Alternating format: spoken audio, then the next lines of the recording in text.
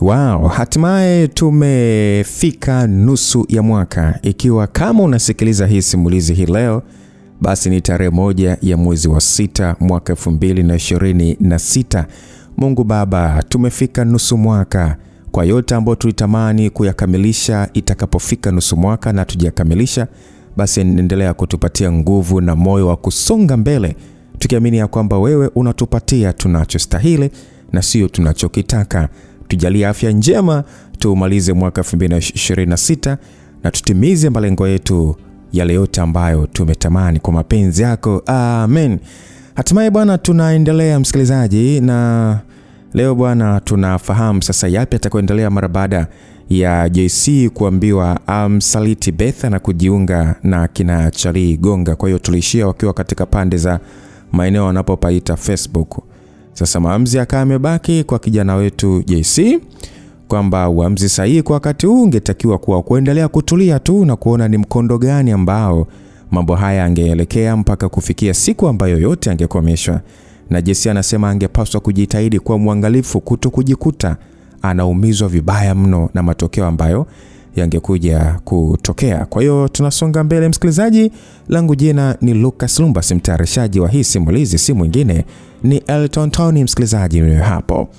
Sasa JC anaendelea kwa kutuambia kwamba nikatoka hapo alipopaita Facebook nikiwa nimeanza kuwaza mambo mengi, na baada ya kufika nje siku ya kuta yale magari mawili pale ambapo yalikuwa yameegeshwa, kuonyeshwa kwamba wale jamaa walikuwa wameshaondoka, so ingenibidi kurudi makwetu kwa kutembea, na haikuwa na tatizo kutembea mdogo mdogo mpaka huko kungenipa dakika chache za kutafakari vizuri yale ambayo hasa Charlie alikuwa ameyasema.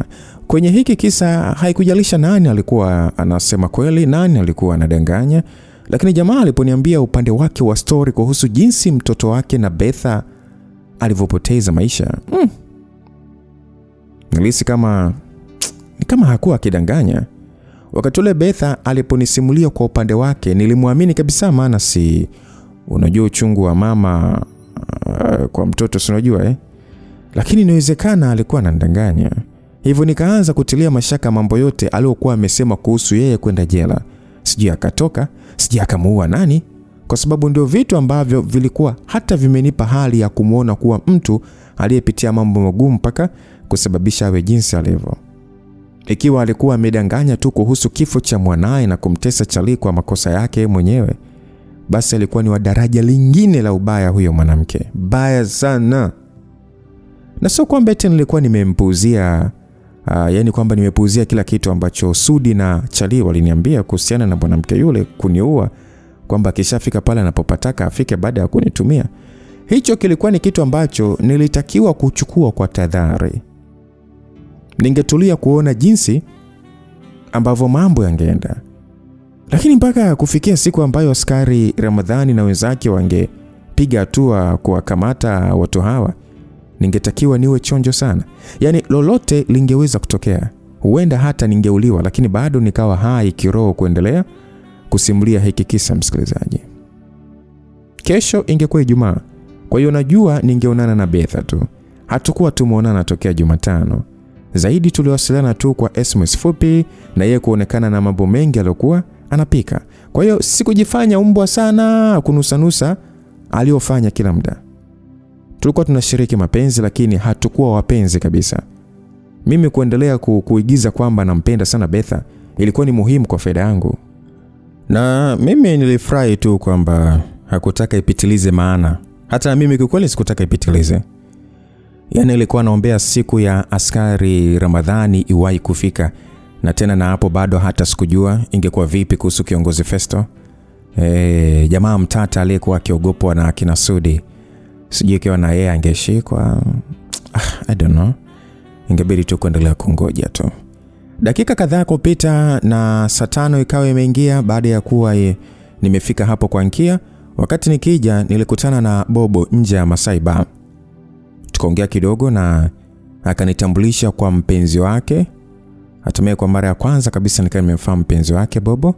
Alikuwa ni mdada mdogo tu, tena kukaribiana rika na Mariam kabisa. Lakini alionekana kuwa mjanja mno. Na Bobo alipendelea wenye umri kama wa huyo demu wake. Kwa hiyo ndio nikafika na kuingia hapo getini. na yule Fatuma wa dukani alikuwa ameshafunga. Wakati nilipotazama upande wa jirani, yani jirani zetu, nikaliona gari la Miriam hapo nje.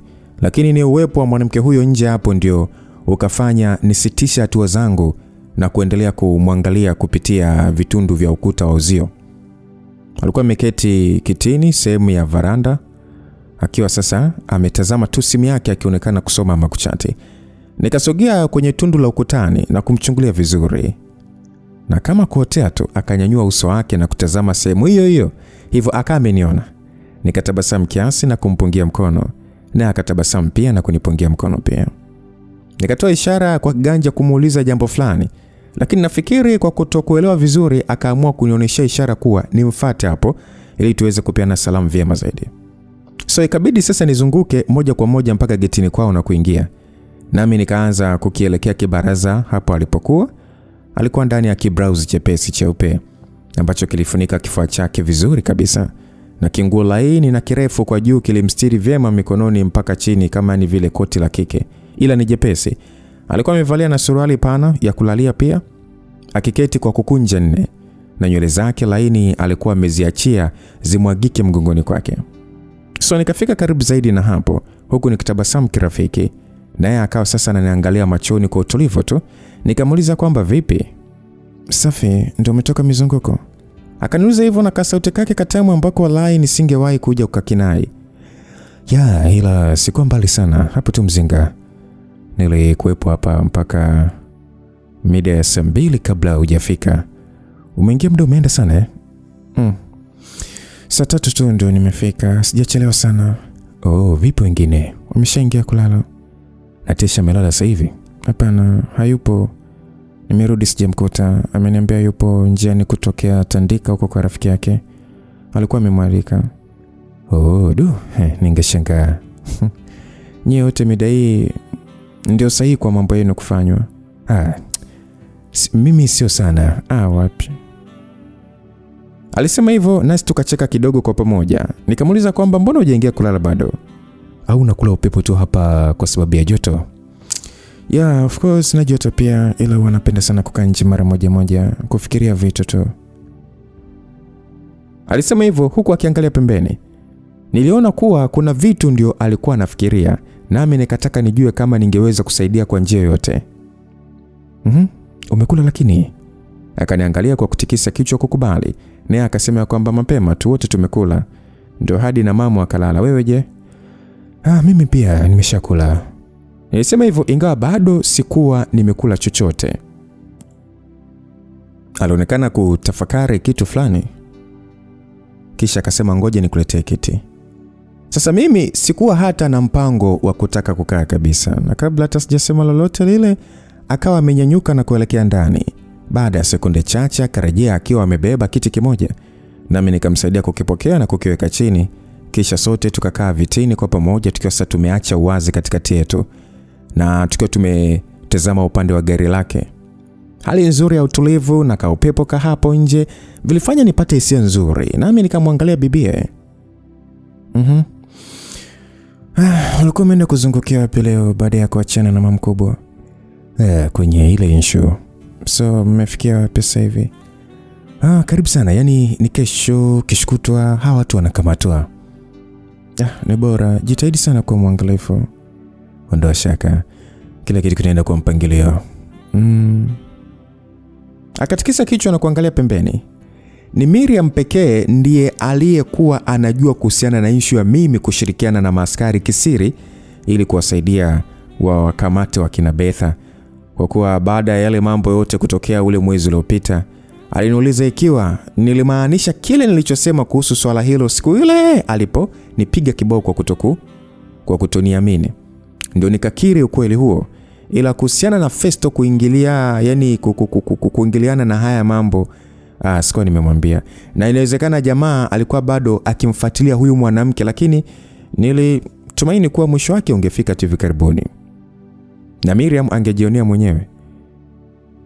Nikamtathmini kidogo baada ya yeye kuendelea kutazama pembeni tu. Nami nikasema vipi kwa dukani? Wateja kama wote wanafurika Yeah, angalau. Of course Mungu anasaidia, so mambo yanaenda vizuri. Hivi kabla hujaja huku ulikuwa unafanya kazi wapi? Dodoma. Nilikuwa mhasibu kwenye bank ya Exim kule Riyadh. Wow. Sikujua kumbe una expertise ya uhasibu. Yeah. Kwa hiyo kama usingekuja huku mpaka sasa hivi ungekuwa bado na fanya kazi ya uhasibu? Labda. Sijui kwa kweli. Kwa hiyo haukutafuta sehemu nyingine hata ulipofika Dar? Hapana, nilitaka tu kuforce kwenye duka aliloniachia baba. Okay, so haujuti kuiacha kazi yako lakini yani labda haujawamisi uliokuwa umefanya nao kazi ama eneo ulilokuwa unaishi, marafiki huko? Kama ni marafiki tunafanya mawasiliano. Unajua nilipokatisha mkataba wangu kuja huku, waajiri na wafanyakazi wenzangu walielewa. So hatujaachana pabaya. Kuna ambao nakutana nao mitandaoni wananijulia hali utani kidogo. Hivyo ni miaka michache imepita hata hivyo. So siwezi kusema kwamba eti sijamisi kazi niliyokuwa nayo. No, lakini sijuti kuiacha. Huku niko sehemu sawa pia. Alafu kwa nini umeuliza hivyo? Huwa nafikiria tu kwa mambo yote ambayo umepitia toka umekuja kwa familia yako. Ingekuwa mwingine angekata tamaa na kurudi alikokuwa kwa sababu labda ni pazuri zaidi. Lakini wewe uko imara sana. Ni jambo zuri mno.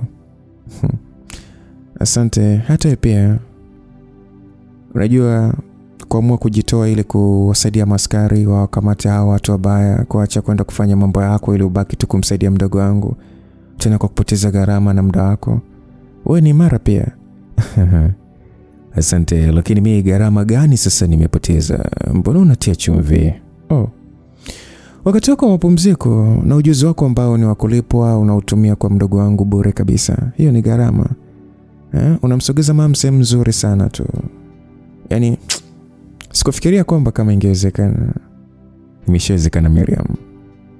Mdogo wako yuko imara kama wewe, kwa hiyo hata ile atalishinda tu. Alafu vipi? Kuna vitu kuhusu mama bado vinakuhangaisha?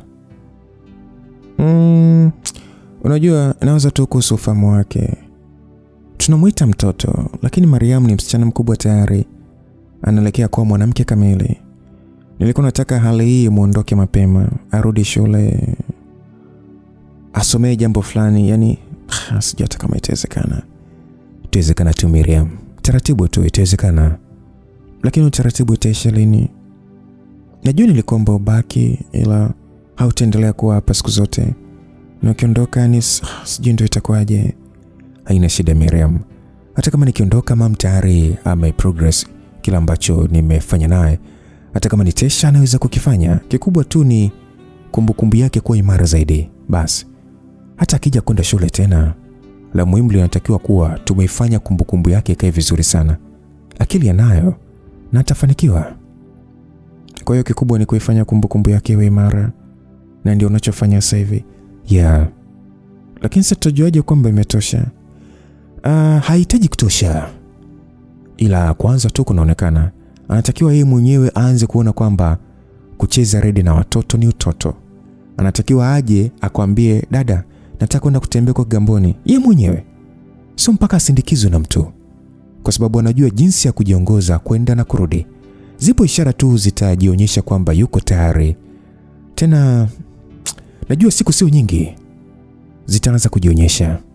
Eti? Yeah. Sawa, nimeelewa, na unaongea kama vile mwalimu wa falsafa. Sio biology. Mimi napenda kusoma vitu vingi. Kwa hiyo hata falsafa pia. Kumbe. Yeah. Unafikiri ilikuwaje ilikuwaje Sharbalo kama mimi akawa daktari? Uenda kwa kupenda kusoma sana. Ya ndio hivyo sasa. Okay, nieleze jinsi unavyoiona kumbukumbu ya mama kwa sasa toka umeanza kumfundisha, yani kifalsafa zaidi. Wewe inaonekana unapenda kusikiliza falsafa. Yeah. Okay. Naweza kusema yuko kwenye hatua nzuri, sio kama mwanzo. Ila kifalsafa ya biology na sayansi, yani sayansi yake zaidi iko hivi. Niliwahi kusoma makala fulani hivi Inaelezea jinsi kumbukumbu ilivyo complex sana, hasa kwa kuwa ubongo ni mtata, na inapotokea mtu anakuwa amepoteza kabisa kumbukumbu, kuirudisha kunakuwa na mitihani yake. Lakini kwa kesi kama ya mam, ikiwa amepatwa tu na usahaulifu kwa sababu ya trauma ama nini, ndio unakuta tunafanya hizi harakati sasa ni kumsaidia arejeshe. Kwa hiyo msikilizaji, nilistop kutabasamu kidogo kwa sababu yote kutokana jinsi Miriam alivyokuwa akinitazama kwa njia inayoonyesha usikivu. Kwa hiyo naye alitabasamu na kusema kwamba endelea bwana, mimi nakusikiliza.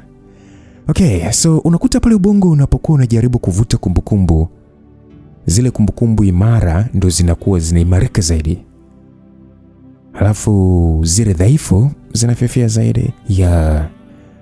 Maana yake sasa mtu anapojipa challenge ya kuvuta kumbukumbu ya mambo aliyojifunza, iwe ni leo, jana, juzi, ndio inakuwa njia nzuri ya kuondoa udhaifu ili kuupa ubongo nafasi nzuri ya kuboresha kumbukumbu.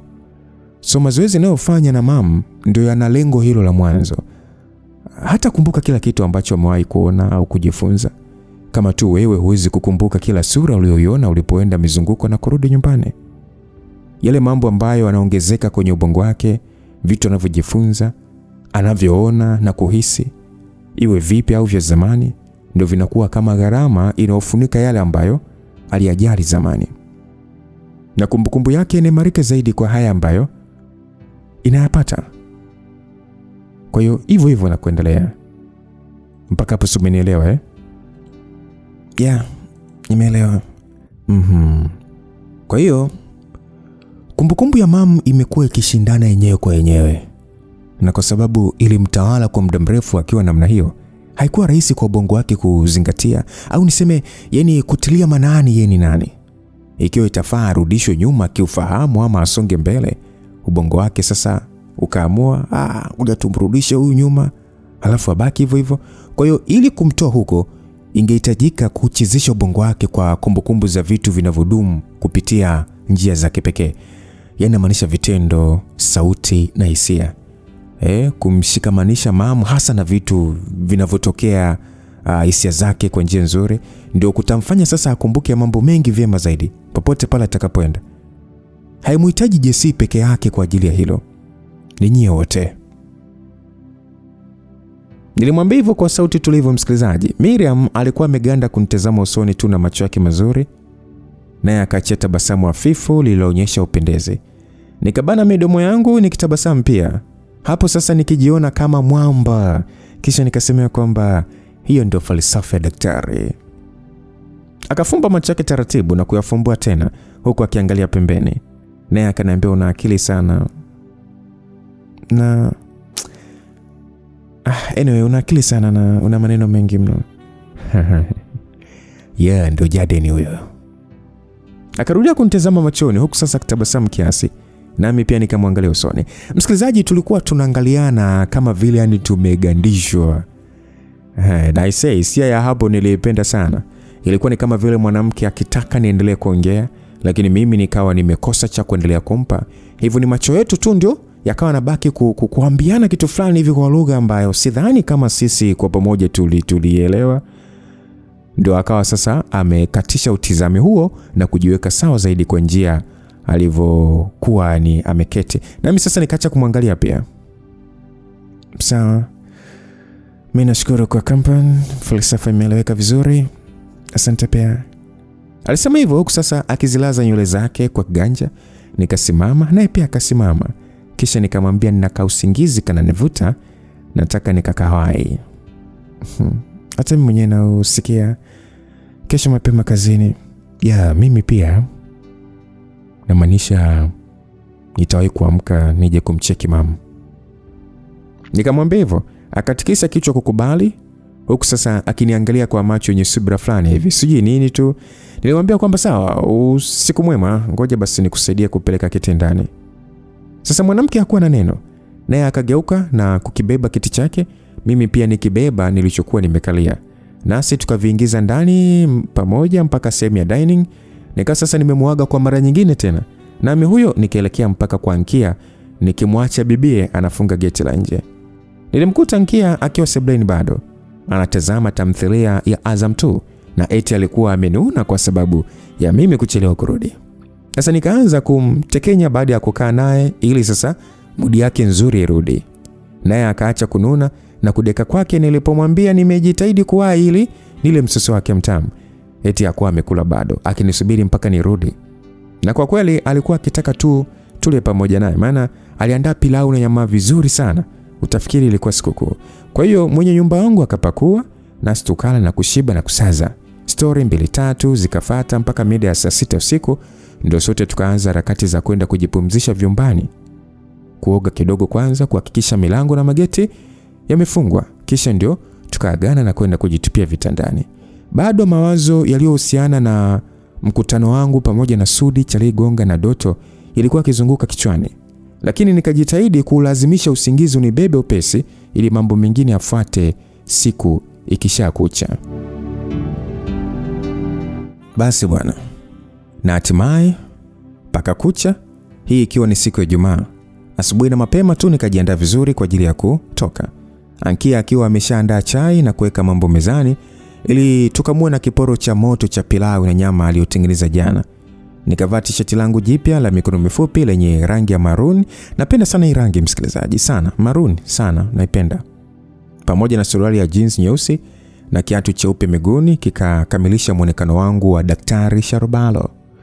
Sasa mimi nikanywa chai pamoja na Ankia na kuagana naye ikiwa sasa nakaribia kufika saa 4 nami nikaelekea kwao Mariamu upesi. Nikiwa tu ndio nimefika getini kwao na kuingia, hapo simu yangu ikaanza kuita. Nani? Beth anapiga. Nikapokea.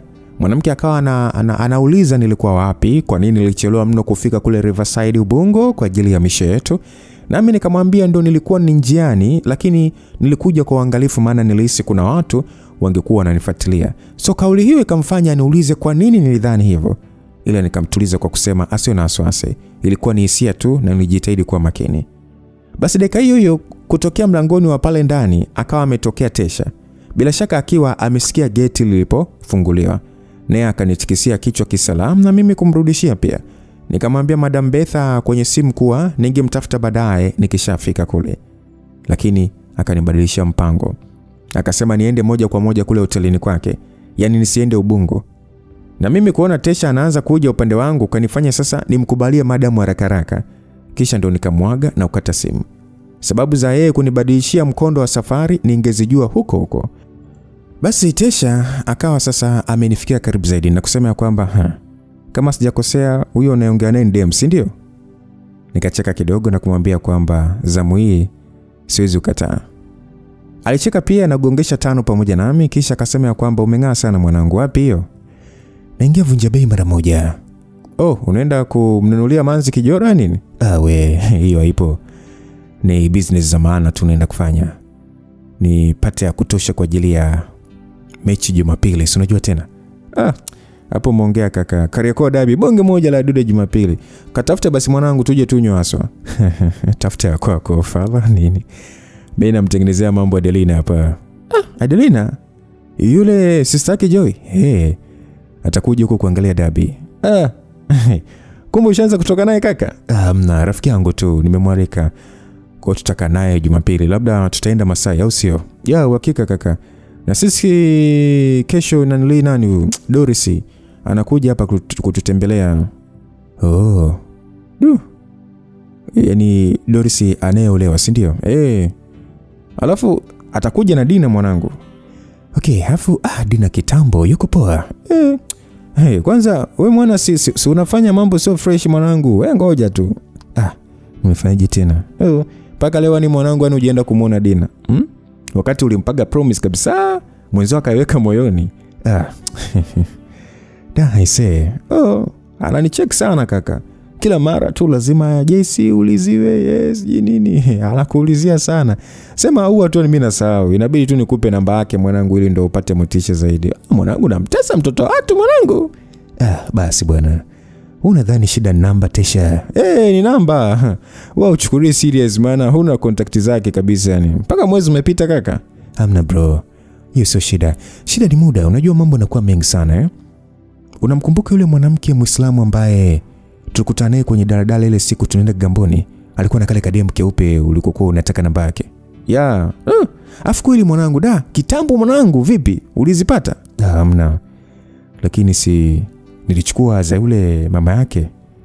Kwa hiyo vipi, mnawasiliana na vipi? Ushapiga tayari?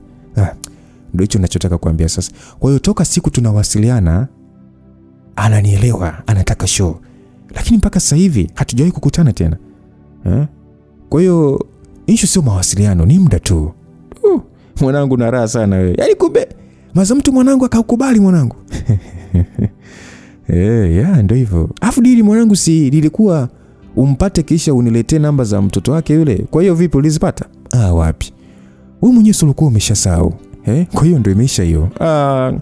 Kaka unazingua kaka. Kwani shingapi mwanangu utana tena Gamboni na huyo maza? Kwanza uliwahi kumuona uso wake kabisa? Tunaongeaga video call. Anavua zile maski zao. Anaitwa nani? Gibson. Mzuri mzuri mwanangu, Mwarabu. Sasa mwanangu sasa unafeli wapi? Yaniwetesha wewe. Wewe umetoka tu sasa hivi kuniambia kwamba simtendei Dina haki. Alafu kidogo tu na Ipsam ushaanza kumwakilisha. Kwa nini hauna msimamo? Ndio nilivyo kaka. Yaani mwanangu, kama raha za ukimwi zinakutaka wewe tu, basi lazima nikusupport ili ulazwe pema peponi. Ulazwe pema peponi kamanda, mapema tu. Endelea kuota. Au ndio kusema Dina nao? Amna, Dina yuko clean mwanangu. Yaani kama sahani nyeupe. Wewe unajuaje? Mimi najua tu. Wewe ngoja nikupatie namba yake hapo umtafute ili ajisikie vizuri. Ile kwamba yani wewe ndio umemtafuta yeye. Atafurahi. Atafurahi sana. Tena na kesho akija yani mkaonana. Itakuwa fresh kinoma noma. Basi poa, nipatie. Japo mimi sifagirii sana wenye umri mdogo, ila nipatie. Wewe unapenda mishangazi tu. Badala utafune viembe bado vibichi, unakalia au madudu aliyoiva mpaka anatepeta. Haya, bye.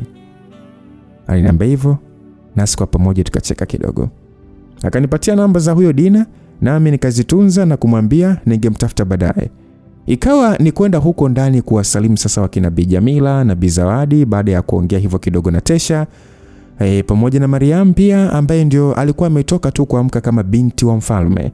Nikawaaga pia dakika chache zilizopita za maongezi mafupi kuhusiana na sherehe ya bibi harusi mtarajiwa Doris, ambaye alikuwa ameanza kunijengea hamu ya kutaka kumuona bila hata mimi kuelewa sababu kihalisi. Na baada ya hapo ndio nikaondoka sasa kuelekea kwa Kivuruge Betha. Safari ya kunipeleka huko ilichukua muda wa kama saa moja hivi kutokana na msongamano wa magari mara kwa mara. Na hatimaye nikafika hoteli ya Royal Village, huku sasa nikiwa nakumbukia inshu yote ya jana usiku pamoja na ule Doto. Nikaelekea hadi chumbani kwa madam nikiwa nimehakikisha sikuwa na mkio wote nyuma yangu, yani sikufuatiliwa. Hii haikuwa kama sinema wa Marekani ambao muda wote hutembea na bastola kiunoni ili kujilinda. Hapa palikuwa ni Bongo, msikilizaji. Kwa hiyo ni macho pekee ndio yaliyotumika kuangaza huku na kule kujihakikishia usalama, maana kwa sasa sikujua nani angekuwa akiniangalia zaidi. Hata ulinzi ambao ningeahidiwa na maaskari najua haukutosha kwa asilimia zote. Nilipaswa kuwa na macho makali ya utambuzi wa kilichonizunguka na kujua hatua za kuchukua kuepuka mabala ya mapema. So baada ya kufika kwenye chumba hicho, Madam Betha akawa amenifungulia mlango. Nilimwangalia kwa njia ya kawaida tu usoni, lakini yeye alikuwa akinitazama kwa upendezi na tabasamu hafifu mdomoni mwake. Wakati huu alikuwa amebadilisha muonekano wake kichwani kwa kusukia nywele za rasta. Zilikuwa ni rasta 8 na nyekundu ambazo zilitengenezwa kwa njia fulani hivi kama minyororo mirefu iliyofikia mpaka usawa wa ipsi zake. Na hapa alikuwa amevaa t-shirt la mikono mirefu kama sweta lenye rangi ya kijivu, refu mno mpaka kufikia magotini, na zaidi ya hilo hakuwa amevaa kingine. So mimi nikamtikisia nyusi moja tu kiuchokozi kiasi, naye akanyosha mikono yake yote kunielekea kama ni kuniita niende kumkumbatia. Nikaingia na kumkumbatia kweli, nikiwa makini kutokana na mawazo yaliyokuwa akizunguka akilini. Naye akaniachia mgongoni na kuendelea kuyashika mabega yangu, sasa akiniangalia usoni kwa macho yenye raha. Na mimi sasa nikaendelea kukishika tu kiuno chake. Akaniambia nimekomisi. Nikamuuliza kwamba mimi wewe. Vipi, mdogo wako anaendelea vizuri? Angalau nasukuma. Betha akanisogelea karibu zaidi na usoni kunichum, kisha akaniangalia na kusema kwamba mbona uko serious hivyo? Hamna, kawaida tu. Nilimwambia hivyo. Akiwa sasa anasugua mabega yangu kwa viganja vyake vyenye makucha marefu kama vile ananifanyia massage. Akasema kwamba vipi, hujapenda nilipokubadilishia safari ghafla? Hapana, nimefurahi. Nifikiri ningekuja kukuona jioni, ila nao ndo nitakuwa nawe mpaka jioni. Basi alitabasamu kidogo na kunichumu mdomoni, kisha akaniachana kusema kwamba haya, funga mlango, njoo tuongee. Basi akaanza kuelekea sofa, nami nikaurudishia mlango na kumfuata pia. Alikuwa akifanya utafiti fulani hivi mtandaoni, inaonekana kwenye laptop yake iliyokuwa kwenye meza hapo pembeni. Nami nilipofika karibu naye, akakaa kwenye sofa huko sasa, akiuvuta mkono wangu ili nikae pamoja naye. Ikawa hivyo. Akawa amenitazama usoni sawia huko sasa, akigamiza mwili wake kwenye egemeo la sofa. Nami nikana muangalia kwa utulivu. Ulikuwa umefika wapi nilipokupigia simu? Nilikuwa maeneo ya Kariakoo. Ndio nilikuwa nataka ni kupanda mwendo kasi. Na nini ambacho kwa kinafanya uhisi kwamba kuna mtu anakufuatilia? Asijisema hivyo, yani nilikuwa tu najitahidi kuwa mwangalifu. Na ndio ungefanyaje hivyo sasa? Sasa nisingeenda Ubungo moja kwa moja, ningepitiza kabisa mpaka mbele huko, niangalie mazingira, alafu ndo niende kwa spot yetu, hata kwa boda tu. Precaution tu yani. Aya, sawa. Vipi, ulikuwa unatafuta kitu fulani hapo ama? Ya, nimemaliza, achana nayo. Kwa hiyo, supermarket leo sitaenda, si ndio? Au nitaenda baadaye? Achana na issue za kazi bwana HB. Nimekuita hapa tuongee mimi na wewe. Niambie. Kwa hizi wiki zilizopita umefanya kazi nzuri sana kunionyesha kwamba kweli uko serious na mimi.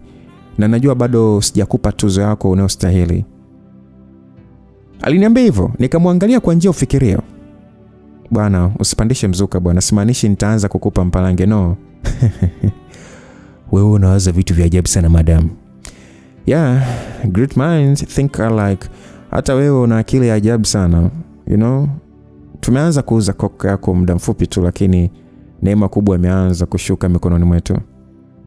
Kwa hiyo unajiongelea wewe na nani yani? Sisi wote, hasa Festo. Na hivi ndio nilivyokuwa nataka chibi wangu. Unajua umeniimpress kweli kama ulivyoahidi usiwaze, nilikwambia chochote kwa ajili yako. Kweli Yeah. Kila kitu nilichofanya ni kwa sababu yako, na kila kitu nitakachofanya ni kwa sababu yako wewe tu. Nilimwambia hivyo msikilizaji kwa njia ya fumbo, akatabasamu na kunishika usawa sikio, naye akasema kwamba unataka niwe wako peke yako, ndio maana umefanya kila uwezalo mpaka kuwa hapa, si ndio? Yaani unataka nifungue moyo wangu kwako na kukuweka ndani zaidi, si ndio? Basi huo ndio wakati wako sasa. Msikilizaji, maneno hayo alisema kwa njia hisia za kweli kabisa. Yaani Betha hakuwa akijaribu kunitania wala nini. Niliona wazi kwamba alimaanisha kile ambacho alikisema. Mimi nikaendelea kumwangalia usoni kwa makini, huku fikra zangu zikiendelea kupingana kweli kweli na hisia zangu. Mimi sidanganye kwamba tayari nilikuwa nimeshakuelewa pia. Ila ndio sitaki tu yale ya chazi yanipate tena, maana nawaelewa nyinyi vizuri mno. Lakini mimi sio. Wewe sio chazi najua. Ndio maana nimeweza kufungua tena milango ya moyo wangu kwa ajili yako. Kwa hiyo nimekubali kwa asilimia zote Jesse. Alisema hivyo. Alikuwa akiongea kwa hisia fulani hivi yani. Yaani unajua mwenyewe sikutegemea. Hayo yote sija alikuwa atanitokea wapi. Basi kwa kubabaika kiasi akasema kwamba nataka tu nikuombe msamaha. Nisamehe kwa jinsi nilivyokuwa na kutendea mwanzoni mpaka sasa. Nilikuwa tu sijagundua tu thamani yako, ila sasa hivi nimeijua. Sitaki nipotee kabisa. Na kuhitaji sana uendelee kuwa upande wangu. Sio kwa sababu ya kazi tu, yani najua unaelewa. Aliongea hivyo msikilizaji akionyesha kuwa na udhaifu wa wazi mbele yangu, na tayari nilikuwa nimeshaelewa alichokuwa anajaribu kuniambia. Nikaangalia pembeni kwanza na kusema kwamba ndio nimekuelewa. Akauliza umeelewa nini? Nikamwangalia kusema kwamba kuna neno unataka kusema lakini unashindwa kulisema. Ya, hujakosea. Kinachokufanya ushinde nini? I guess sio mtu wa tamthilia mimi. Hayo maneno nayoona kutukua ya kipuzi. Lakini si ndio kweli wa kile unachohisi? La muhimu ni kwamba umenielewa bwana. Kwa hiyo sio lazima niaseme. Sawa, haina shida. Haina shida? Yaani nimeongea yote alafu nasema haina shida? Si nimekwambia nimeelewa. Kwa hiyo poa, haina shida, nimekuelewa. Mbona unaniangalia hivyo sasa? Hata dakika 2 hazijaisha tayari umeshaanza kunionyesha dharau kisa tu nimekwambia umeniambia nini? Nilimkatisha, akanikazia macho yake tena. Kwa hiyo kumbe ni mpaka niseme? Haujasema mpaka useme. Basi akashindwa kujizuia kutabasamu kwa hisia, naye akaniangalia kwa macho yaliyojaa upendezi na kusema, nakupenda JC. Nikabaki nikimwangalia kwa njia ya kawaida, kwa sababu kihalisi mwenzake hapa nilikuwa naigiza, lakini yeye alionekana kuwa mahali palipompoteza kabisa kihisia. Yaani alionyesha ile ya kufa na kuoza kabisa, na mimi hapo nikawa natafakari mambo mengi kinoma noma. Kila kitu ambacho niliambiwa jana na wale wanaume kilikuwa kikizunguka kichwani, hasa vitu alivyosema Charlie. Kwa hiyo hapa asilimia kubwa ya kile ambacho akili yangu iliniambia ilikuwa kwamba mwanamke huyu alikuwa kindanganya tu ili niendelee kulainika zaidi kwake, yani nimpe mafanikio zaidi, halafu mwisho siku ndio aje kuniangamiza tena bila sababu. So mimi nikashindwa hata kutoa itikio lolote la maigizo na kuendelea kumwangalia usoni kwa makini sana, kwa sababu akili yangu ilikuwa kinishawishi kuweka kigingi cha kutokuamini kabisa maneno ambayo ananiambia huyu Betha.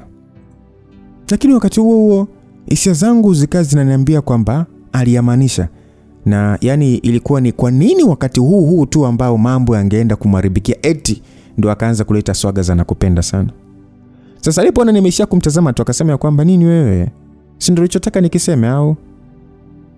Nimekisema. Basi nikatazama pembeni tu na kushusha pumzi kama mtu aliyeshiwa raha. HB, vipi? Haujafurahi? No, sio hivyo, sikutegemea tu. Kwa nini sasa? Kutokana na jinsi ulivyonizoea, yani hauwezi kuamini kabisa eti, si ndio? Sio hivyo. Sio kabisa, yani ni ugumu tu kidogo. Nilikuwa hadi nimeshaanza kuzoea kuwa yani kuonekana toi wako tu. No, sema hivyo bwana. Mimi namaanisha nakwambia, umeshaniteka kisia mbali tu na kuwa mzuri kitandani, lakini yani kwanza sasa hivi nataka tu serious.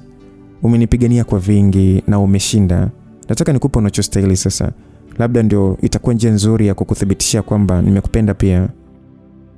Na ni nini hicho kitakacho nithibitishia? Nataka kuzaa na wewe. What? Yeah, nataka kuzalia JC. Niko tayari kuwa mama wa mtoto wako. Sasa msikilizaji, nibaki nikimtazama machoni Betha kwa makini sana, utadhani alikuwa amenipiga kwa kitu kizito kupita uzito wenyewe. Nilishindwa kuelewa ikiwa mpaka kufikia hapa mwanamke huyu bado alikuwa akicheza na mimi ama ilikuwa vipi? Huyu alikuwa Betha ama nilikuwa naota? So Betha akaona ya kwamba jambo hilo lilikuwa limenichanganya kiasi. Naye akasema ya kwamba vipi, unawaza challenge za kuwa baba zitakuaje? Mimi nikaangalia pembeni kwanza. Mimi mwenyewe nawaza sana. Ni muda unajua umepita toka G alipofariki. Mimi sikuwaza kuwa mama tena. Yani mambo yalikuwa mengi. So nataka kuipata hiyo furaha ya kuwa mzazi tena, na ninataka nikuzalie wewe. Ese. Vipi, ungependa tulete kakike au kakiume? Niliangalia chini tu. Au utaki mtoto? Nafikiria hali zilizopo. Unajua Betha, mambo yanayotuzunguka. Of course kweli litakuwa ni wazo zuri kupata mtoto sasa hivi. Wewe unataka wewe lini? Hivi kwanza unajua nina miaka mingapi? 37. Vizuri. Chumvi imeenda sana. Unataka kwa hiyo nizae nikiwa na miaka mingapi sasa? 40. Ili mwanangu akifikisha 20 basi aanze kuniita bibi. Sijamaanisha hivyo Betha. Najua unanielewa. Mimi sikuelewi. Niambie kama hutaki nikuzalie. Kwa hiyo uko serious kabisa kuhusu kuzaa na mimi? Sasa ni kipi ambacho kinakufanya ufikiri kwamba mimi natania? Hivi unanipenda kweli wewe? Hilo swali likiangaza kutumiwa kama silaha huwa inaboa. Kwa hiyo kumbe nakuboa. Unataka niseme nini Betha? Nataka uniambie utazaa na mimi au hautazaa na mimi? Betha, mimi muda bado. Betha alipotazama pembeni na kufyonza hivyo, alitukana tu silo. Nisikize Betha. Sasa unajua umemiss kwa mama, Lakini unaonaje ukifikiria kuzaa wakati ambao mazingira yote kwa jumla yatakuwa salama kwa ajili ya mtoto? Usalama upi? Pesa si ipo. Namaanisha kila kitu kwa jumla Betha. Maisha ulionao sasa hivi unayapata kupitia njia harmful. Hiyo inaweza ikamwathiri na mtoto pia ikiwa bado utakuwa ndani ya hayo maisha. Msikilizaji, nikajikuta sasa nimeenda mbali kiasi katika kuongea. Akaniangalia usoni kwa umakini sana, naye akauliza kwamba unataka kusema nini? Najua na wewe unatafuta nafasi ya kupata furaha kama wanawake wote. Ila kama ni mtoto, labda ufikirie njia nyingine, tena njia salama ya maisha. Baada ya kumalizana na haya tulionao sasa hivi. Kama tu nilivyokuambia siku ile, labda kwa jambo hilo, vipi ukiamua tu kuachana na madawa, halafu ukajenga kitu kingine clean kabisa? Yaani ujitoe, uchukue mkondo mwingine ambao utakuwa salama kwa ajili yako wewe na mtoto utakayezaa. Aliangalia tu pembeni na kucheka kidogo kwa pumzi. Na kiukweli najua alikuwa akiniona kama mbuzi fulani hivi Ila na mimi mwenyewe sijui tu ni kwa nini nilikuwa kama vile najitahidi sana kumfanya ageukie mbali kutoka kwenye biashara zake haramu na kumpa kama ukombozi. Yaani ilikuwa ni kama vile namuonea huruma kwa sababu ya kutambua mambo yaliyokuwa akija. Sasa sijui hata nilikuwaje tu. Akasimama ghafla na kisha akasema kwamba unaweza kwenda sasa. Nami nikasimama na kumwambia kwamba Betha, sina maana mbaya. Ila ukikaa ukafikiria, no wewe sihitaji kufikiria chochote, nimekuambia nenda, jibu langu nimeshalipata. Betha, come on. Nilimsemesha hivyo kwa pole. Bwana nenda Ubungo sasa hivi. Hiyo ni oda. Aliniambia hivyo kwa uthabiti. Nikatulia kidogo nikimtazama usoni kwa utulivu, kisha nikageuka na kwenda nje ya chumba chake. Nikajikuta nasimama tu pembezoni mwa mlango wa chumba hicho, nikiwa nafikiria lipi ni hasi na lipi ni chanya. Hapo ndio nilikuwa nimejikoroga bila kujitambua. Kweli kuchanganya mafuta na maji alafu ukategemeti yaunganikane ni kitu ambacho kingefanya yote akuone kwa mpuuzi. Na mimi kusema kweli nilikuwa nimeanza kuonyesha huo upuuzi kwa kujikuta sasa nachanganya vitu vilivyohusiana, hisia tofauti na uhalisia tofauti sehemu moja. Na kwa matokeo yenye kuvunja moyo, havikuunganikana. Yaani hakukutakiwa kuwa na hisia yoyote ile ndani yangu ambayo ingenilazimu nimuonee mwanamke huyu huruma mpaka kujaribu kumshawishi afanye mambo mengine tofauti na uhalisia wa maisha aliyokuwa ameamua kuwa nayo.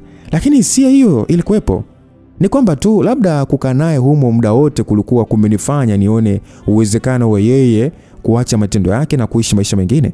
Ila ni wazi kuwa hakutaka hilo. Ni wazi pia kwamba hata kama kweli alikuwa akitaka kuzaa na mimi, ilikuwa ni kwa sababu za kibinafsi. Si kwamba eti alitaka kuunda familia salama na kijana mdogo kama mimi. Lakini bado tu nilikuwa navutwa na kitu fulani hivi kutaka kumkingia kifua. Yaani sijui hata ni kwa nini. Sio kwamba nilimpenda, hapana. Labda tu ilikuwa ni swala la kumzoea kiasi kwamba mpaka ningeweza kumsamehe kwa vitendo vyake vingi vya dharau alivyonionyeshia wakati wa nyuma. Lakini bado akilini nilielewa ni lazima angetakiwa kwenda chini. Ila kwa kufikiria hasa ni namna gani watu kama wakina Sudi walitaka mwanamke huyu aende chini, ndio swala ambalo liliupatia ubongo wangu kizungumkuti kuhusu uamuzi wa mimi kuchukua. Mawazo yalikuwa ni mengi mno kichwani. Mpaka nikashindwa kuelewa ni apange vipi. So nikaamua tu kuondoka hotelini hapo upesi kabla kichwa hakijapasuka. Basi nikaondoka hayo maeneo ya Vunja Bei na kufanikiwa kupata mwendokasi ambayo ilinipeleka mpaka Ubungo. Nami nikashukia huko Riverside na kupanda bajaji iliyonipeleka hadi kwenye supermarket fulani hivi kubwa tu eneo hilo. Hii ndio ilikuwa ni sehemu kuu ya kazi yetu bwana. Kazi ya kupikia madawa kulevya cocaine kwa njia ya kificho. Palikuwa hivi. Supermarket kama supermarket yoyote ile huwa zinakuwa na mpangilio wa shelf ndefu zenye bidhaa mbalimbali. Na huwekwa kwa utaratibu mzuri sana kuwafaa wateja wanaofika kujichagulia bidhaa wanazohitaji kisha kwenda sehemu ya malipo kulipia. So kuna chumba cha ziada ndani humo ambacho kinatunza bidhaa zingine zaidi, ili baadhi zilizo kwenye manunuzi zikiisha ama kupungua kwenye shelf basi zinaongezwa. Ni kwenye hicho chumba ndio kulipokuwa na chumba kingine kidogo ambacho kilijengewa ndani humo na kufichwa mlango kwa shelf la kutunzia maboksi ya bidhaa. Yaani kama mtu angeingia isingekuwa rahisi kudhani kuna chumba kingine, lakini kwa sisi tuliohusika nacho ilitupaswa sogeza maboksi hayo kwa uangalifu ili kuachia njia na kuyarudishia vile vile tena ili kuziba njia tulipoingia na kutoka. So humo ndio madawa yalitengenezewa sasa. Mwenye supermarket hiyo alikuwa ameshanunuliwa na Betha.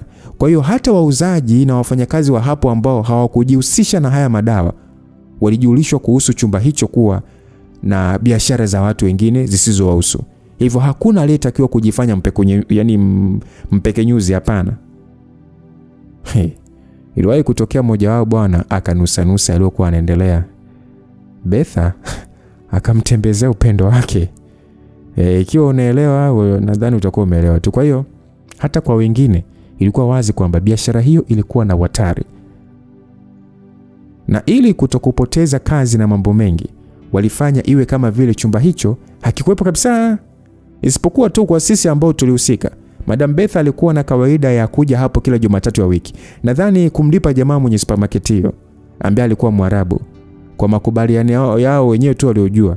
Zaidi yake ni mimi tu pamoja na wanaume wengine wawili wa madam ambao ndio tuliruhusiwa kwenda huko nyuma. Na ni sisi tu ndio tuliopika hayo madawa. Walikuwa wanaume wa kazi kweli kweli. Hakuna mchezo, yani ni kazi, matokeo, malipo, na walikuwa watiifu kwa madam kweli kweli. Kwa hiyo yalikuwa yakitengenezwa hayo madawa. Alafu sasa yanapimwa kwa gram ama kilo, yani kilo kadhaa, na kutunzwa kwenye mifuko. Alafu sasa ingewekwa kwenye mapakti makubwa ya maboksi ya vitu kama biskuti ama sabufa ama blender. Yani maboksi ya vitu vilivyoonekana kuwa bidhaa safi za mauzo. Kisha yangetolewa na kuanza kusambazwa kwenye kila moja ya yale majengo 21 ambayo madam alikuwa ameshasimamishia hii biashara pamoja na wenzake. Ili madawa haya yaweze kurefushwa hata zaidi, yani yaongezwe wingi. Alafu baada ya hapo ndio usambazaji kupitia magari ya takataka ungeanza kufanywa. Yani lilikuwa ni shirika kubwa hili na walienda kwa mtindo wa maana. Sudi kunifata hiyo jana usiku na kusema issue ya madam inaharibu soko lake. Ilikuwa hasa ni kwa sababu ya hii supermarket. Betha alichanganya hii issue yake mpya na ambazo wenzake walikuwa wamesimamisha kabla ya mimi kuja. Na ndio maana haya madawa mapya yalipoanza kukolea ikabidi sasa yaanze kurefushiwa, yani kurefushiwa na kwenye hayo majengo pia.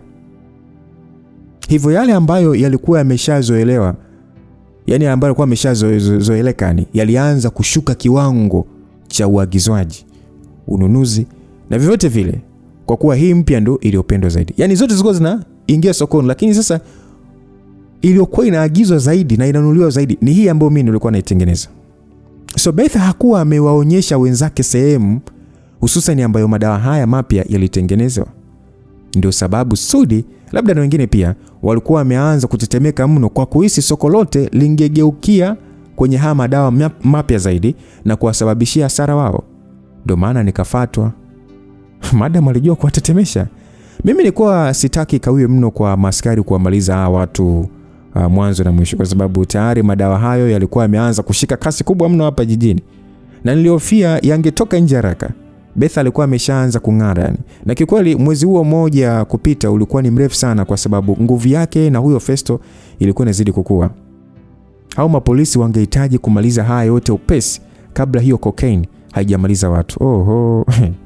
Uwezi kunilaumu bwana. Sasa mimi ningejua vipi kama maskari wangehitaji huo muda wote kunyosha haya mambo? Ni kwamba tu shirika wote wa Betha ulikuwa ni mkubwa sana. Kwa hiyo kweli muda ulihitajika. Ila kwa kuwa isingechukua muda mrefu mno kutokea hapa mpaka muda ambao maskari wangetoka vichakani, swala la kufanya lingetakiwa kuwa kuendelea kuigiza tu na kutulia mpaka wakati mwafaka wa haya yote kufanyeje, kukoma. Basi mwana baada ya kufika hapo nikashusha pumzi tu kujipa utulivu wa kiakili, kisha ndio nikaelekea huko ndani ya supermarket ili sasa kuendeleza kazi ya kuliharibu taifa. Tumekuja kumaliza kazi zilizohitajika kwa siku ya leo kwenda mida ya saa 10 jioni, na ndio kwa pamoja mimi na hao vijakazi wawili wa madam tukao sasa tumeondoka kutoka kwenye supermarket hiyo, na tulikuwa tukifanya vitu kwa makini sana. Yani hata kutoka tu tulifanya ionekane kama vile sisi ni wateja wa kawaida waliokuwa dukani.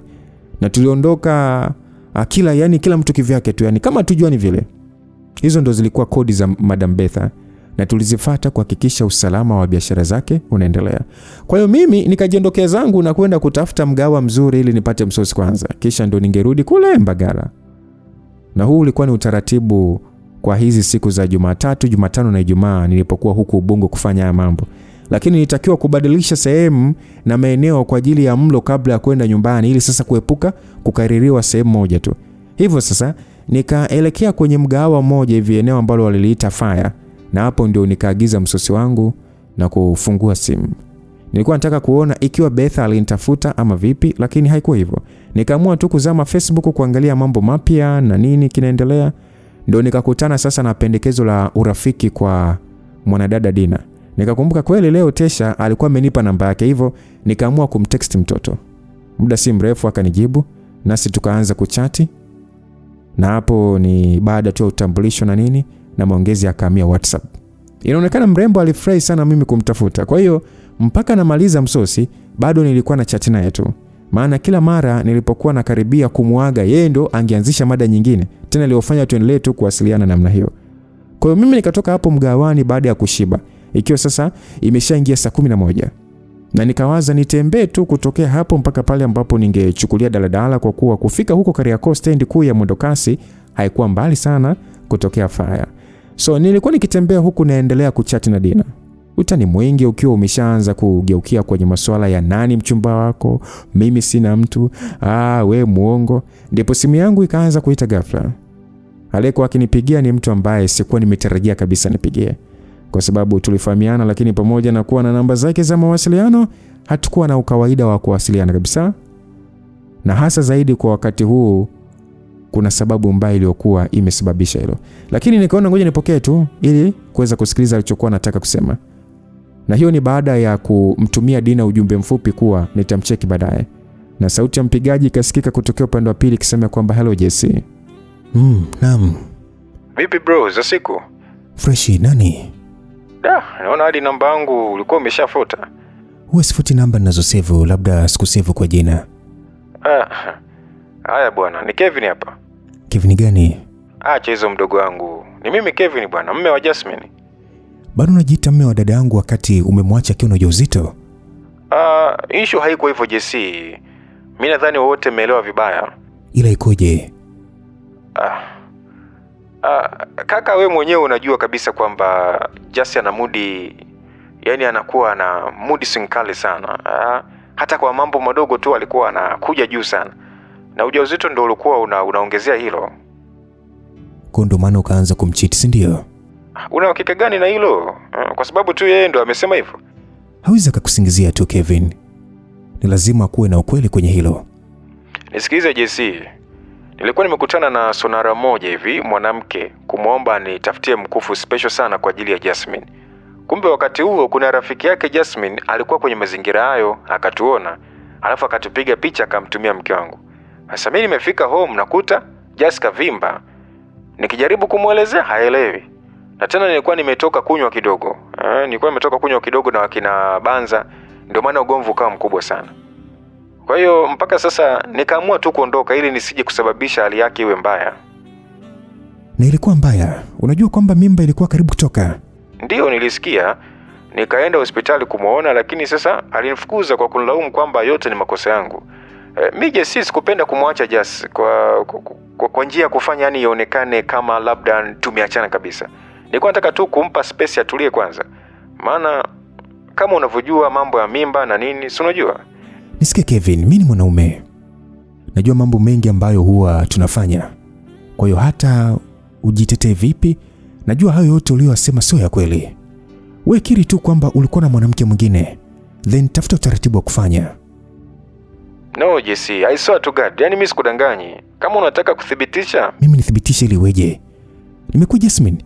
Kwanza kwa nini unanipigia mimi kuniambia haya mambo wakati ni ya wewe na mke wako kusolve? Sasa unafikiri sijafanya hivyo? Tokea Jasmine aliponifukuza hospitalini, yani kila mimi nikimpigia simpati, namtumia SMS kibunda lakini ajibu. Nikimtafuta na mama, simu zote zinaenda voicemail, Najua hata na yeye ana hasira na mimi japo hatukuwahi kuzungumzia haya. Na Mr. Frankie, yani sijui hata kama anaweza kuongea naye. Ndio maana nikakutafuta wewe mdogo wangu ili sasa nipate njia ya kusema na Jas tena. Nimemisi sana Jesse. Hayupo nyumbani kwangu zaidi ya mwezi sasa. Najua atakuwa kwa mama mkwe huko. Natamani hata kwenda lakini... Msikilizaji, wakati nikaendelea kusikiliza maombi ya mume wa dada yangu huyu, bado nilikuwa natembea hapo hapo Kariakoo nikipishana na watu wengi sana, lakini jicho langu likawa limeweza kukamata uwepo wa mtu fulani ambaye ilionekana kama alikuwa akinifuatilia. Sikuweza kuona uso wake vizuri, ila alikuwa upande wa pili wa barabara, na kwa muda fulani sasa tokea nilipokuwa nimepokea simu ya Kevin, alionekana tu kutembea sambamba na mimi akijifanya kama ni mpita njia wa kawaida tu. Alikuwa ni mwanaume mwenye mwili mkubwa ulioelekea kuwa wa ubonge hivi, akiwa amevalia sweta jepesi jeusi pamoja na suruali ya jeans nyeusi na sendo za kahawia miguuni. Kofia yake nyekundu kichwani ilisogezwa mbele sana usoni kuziba vizuri. Na kilichofanya nisiuone vyema ni hasa kutokana na umbali, watu na pia mimi mwenyewe kujitahidi kujifanya kama vile ni sikuwa nimemtilia manani mwanamume huyo. So baada ya Kevi kumaliza kutoa kilio chake kilichoonekana kuwa kilitoka moyoni, nikamaliza kwamba umemisi sawa, nimekuelewa. Kwa hiyo wewe unachotaka sasa hivi ni nini? Mimi nataka kurudiana tu na dada yako mapema sana Jesse. Space kwa huu mwezi mzima imetosha.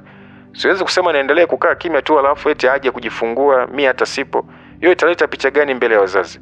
Hatujafunga ndoa kihalali bado. Sawa, naelewa hilo, lakini moyoni mwangu yule tayari ni mke wangu. Na kwamba ujaribu kunisaidia niongee naye tena. Kevin alisema hivyo. Huku sasa nikiwa naendelea kuibiaibia kwa jicho langu kumuona jamaa aliyekuwa sambamba na mimi, nikamuuliza Kevin ya kwamba kwa sasa uko wapi? Nipo kwangu, nimesharudi. Sasa si ungetulia tu mpaka Jasmine ajifungue? Hata hilo mimi nakubaliana nalo, ila mimi ninachotaka ni kwamba tuwe kwenye mstari mzuri mpaka kufikia siku atakayojifungua. Haina shida hata akiendelea kukaa na mamako. La muhimu tu uhusiano wetu uwe sehemu nzuri kwanza, pamoja na wazazi pia, lakini bado simpati yani mimi najisikia vibaya. Kevin alipokuwa ananiambia hayo, nilikuwa nimeamua kuachana na barabara na kuingia ndani kwenye majengo na sehemu zenye shughuli nyingi, nikitembea kawaida tu ili nione kama kweli yule jamaa angeendelea kusonga na mimi. Sikukosea, alikuwa ananifuatilia kwa sababu ningejifanya kugeuza shingo huku na huku kuangalia hiki na kile, na yeye angeonekana kuja nyuma yangu taratibu tu. Hapo nikaelewa kulikuwa na hatari. Sasa Kevin akaniita akasema, "JC, vipi? Bado upo?" Kevin akauliza hivyo baada ya kuona nipo kimya. Na kiukweli nilikuwa sijasikiliza mengi zaidi aliyokuwa amesema kwa sekunde chache za mwisho. Hivyo nikamwambia kwamba nimekusikia, nimekuelewa Kevin. Ona, niko Kariakoo sasa hivi, kwa hiyo vurugu kelele ni nyingi sana. Nitakutafuta. Kevin akasema, "Nataka unifanyie mpango Jesse." Jasmine, nimekuelewa. Tutaongea vizuri baadaye." Haya poa, nashukuru. Nilikata simu kabla hata hajamaliza kuongea, nami nikaiweka mfukoni upesi. Bado mfuatiliaji wangu alikuwa akija taratibu tu, na mimi nikaelewa wazi kwamba huyo alikuwa ametumwa kwa mambo mawili. Aidha anifuatilie tu na kuona ningekwenda wapi mpaka wapi, ama anifuatilie mpaka kufikia sehemu ambayo ingekuwa rahisi zaidi kunidhuru. Mimi sikufikiria mtu mwingine yeyote ambaye kwa wakati huu angekuwa na nia ya kutaka lolote baina ya hayo mambo mawili isipokuwa Sudi.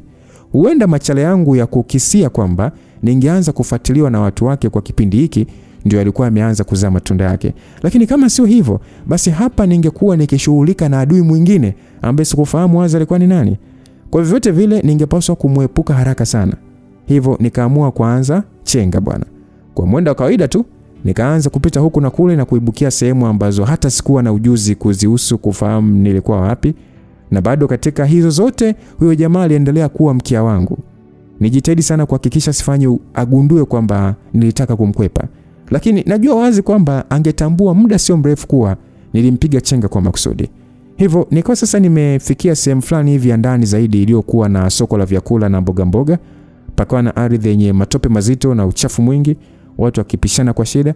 Nami nikaona sehemu ndogo sana iliyokuwa na wazi uliotenganisha milingoti ya miti minene iliyoshikilia maturubai ya wafanyabiashara. Sasa nikafanya kuingia hapo na kujibanza, huku sasa nikiigiza kuweka simu sikioni na kuficha uso wangu kiasi. Na baada ya sekunde chache nikamwona jamaa akitokea upande niliotokea pia. Naye akapitiliza zaidi kwa kufikiri niliendelea kwenda huko mbele. Basi hapo hapo nikatoka upesi sana na kuanza kurudi haraka kule nikotoka. Na ingawa hizi kona na chocho za Kariakoo zilichanganya, nikafanikiwa kufika mpaka eneo lililoegeshwa daladala. Lakini sio kule nilikokuwa na dhamiria kwenda kuchukua daladala za kuelekea Mbagala. na sikuwa nimemuona yule jamaa tena. Haraka mno nikapanda gari ambalo lilikuwa linaelekea sehemu ambayo hata sikuangalia na kujali. Yaani nikapanda tu na kukaa. Nikaendelea kusimama hapo kwa dakika kadhaa, hata baada ya kujaza abiria na kupitia kioo cha dirisha nikawa sasa nimemuona yule jamaa akiwa anakuja upande huu. Bila hata kuwa nimeuona uso wake, ikanibidi nijifiche zaidi kwa kuinamisha uso wangu. Na mpaka kufikia dakika ambayo daladala ilianza kuondoka hapo, ningemuona mwanaume yule pale nje akiwa amesimama pembezoni mwa duka fulani kubwa, akiangaza huko na kule, bila shaka kunitafuta, lakini bado sikuweza kuuchora uso wake vizuri sana. Ingawa sasa nilitambua kwamba alikuwa na ndevu nyingi kwenye mashavu mpaka kidevuni. Alo, sio poa. Basi nikakaa vizuri zaidi baada ya gari kuondoka eneo hilo, huku sasa nikiwaza ni nini hasa ambacho niliponia chupu chupu kwa muda huo. Huu mchezo ulikuwa ni kama umeanza kuwa hatari zaidi kwangu. Na kama nisingekuwa mwangalifu, basi ningejikuta najipoteza mapema mno. Kuna maamuzi fulani hivi magumu ambayo ningehitaji kuchukua haraka kabla mambo hajaniharibikia kwa sababu ya kukaa kusubiri tu. Nami nikaamua kuvuta simu yangu na kumpigia mtu ambaye sikufikiria ningekuja kuwahi kutaka kumpigia mimi mwenyewe. Naye akapokea bwana. Sauti yake ilisikika akisema halo, nami nikasema kwamba yes halo. Akauliza Jessie habari gani? Nikamwambia kwamba ninaomba kuonana wewe tafadhali sana Festo. Naam, gari nililokuwa nimepanda lilifanya safari ya kuelekea Kigamboni huko. Nami niliamua kutokushuka kabisa mpaka mwisho ambapo ulingesimama. Ilikuwa ni kama tu siku ile ambayo nilitoka na Tesha kuja kutembelea huko. Yaani nilielekea mpaka pale ambapo mimi na jamaa tuliipanda daladala iliyotupeleka mpaka Kariakoo. Kwa hiyo na hili la sasa hivi lilikuwa la utaratibu huo. Hivyo niliposhuka, wazo likawa kwenda kukata tiketi ya kupanda meli ndogo ya abiria kwenye kivuko cha bahari. Kisha nikifika upande wa pili ndio nipande daladala ya kunirudisha mpaka Mzinga. Sikujali nani wala nini yani. Nikapanga foleni hadi ilipofika zamu yangu kupata kadi, nikaipata na kupanda meli, tukavushwa salama mpaka upande wa pili na moja kwa moja nikaelekea stendi ya magari ambapo ningechukua daladala. Nilipanda tu moja ambayo nilikuwa na uhakika ingenifikisha Kongoe huko. Na kwa utulivu tu nikaendelea kusubiri hadi pale lilipoondoka hatimaye. Bado nilikuwa nikiwaza kuhusiana na haya mambo yote, lakini zaidi ni uamuzi wangu wa kumpigia Festo na kumuomba tunane.